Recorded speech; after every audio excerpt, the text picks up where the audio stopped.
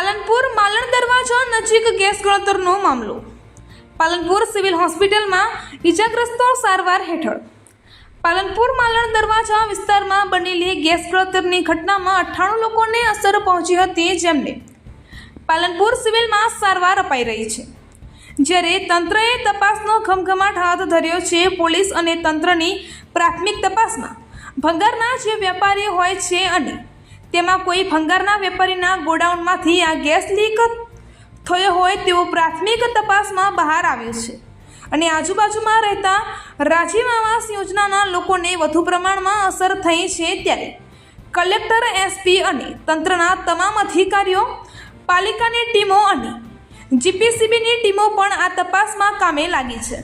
પ્રાથમિક તપાસમાં કોઈ ભંગારના ગોડાઉનમાંથી એસિડિક ગેસ લીકેજ થયો હોય અને તેની અસર થઈ હોય તેવું બહાર આવ્યું છે। ત્યારે તંત્ર દ્વારા જીપીસીબીની મદદ લેવાઈ છે અને આ ગેસ ગળતરની મૂળ સુધી પહોંચવા માટેની પ્રક્રિયા હાથ ધરી છે। જો કે આરોગ્ય વિભાગ દ્વારા પણ ત્યાં એક કેમ્પ લગાવવામાં આવ્યો છે અને તેમાં જે આસપાસના જે રહીશો હોય તેમની તપાસ થઈ રહી છે, એટલે કે વધુ લોકો આ ગેસ ગળતરની ઘટનામાં ભોગ ન બને તેને લઈને આરોગ્ય વિભાગે પણ એક કેમ્પ લગાવી અને તપાસ હાથ ધરી છે। મહત્વની બાબત એ છે કે ઘટનાને 5 કલાક થયા છતાં હજુ સુધી તંત્ર ગેસ ગળતરના મૂળ મુદ્દા સુધી પહોંચી શક્યું નથી। અહેવાલ દરગાજી સુંદેસા, બનાસકાંઠા।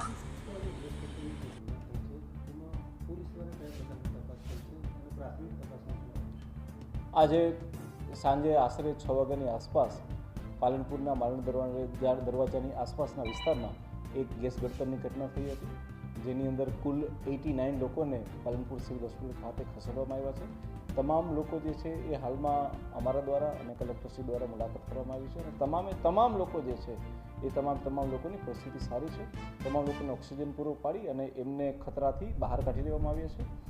પરંતુ જે ઘટના બની છે કે જેમાં ગેસ ગળતર છે તેમાં હું આપને જણાવવા માંગીશ કે પાલનપુર સિટી કે આસપાસના વિસ્તારમાં કોઈ એવું કારખાનું આવેલું નથી કે જ્યાં કોઈ ગેસ લીકેજની સંભાવના હોય।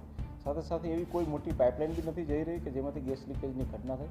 પરંતુ જે વિસ્તારમાં આ ઘટના બનેલી છે તેની આસપાસ જે સ્ક્રેપના ડેલા કહેવાય, એટલે કે જે ભંગારના ડેલા કહેવાય, એવા 2 થી 4 ડેલા આવેલા છે।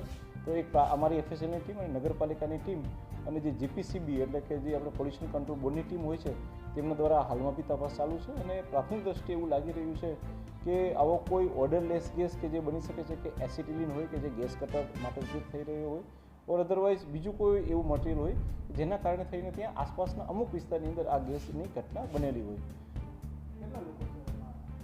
હાલમાં 89 લોકોને દાખલ કરવામાં આવેલા છે અને તમામ લોકોની પરિસ્થિતિ જે છે એ સારી છે।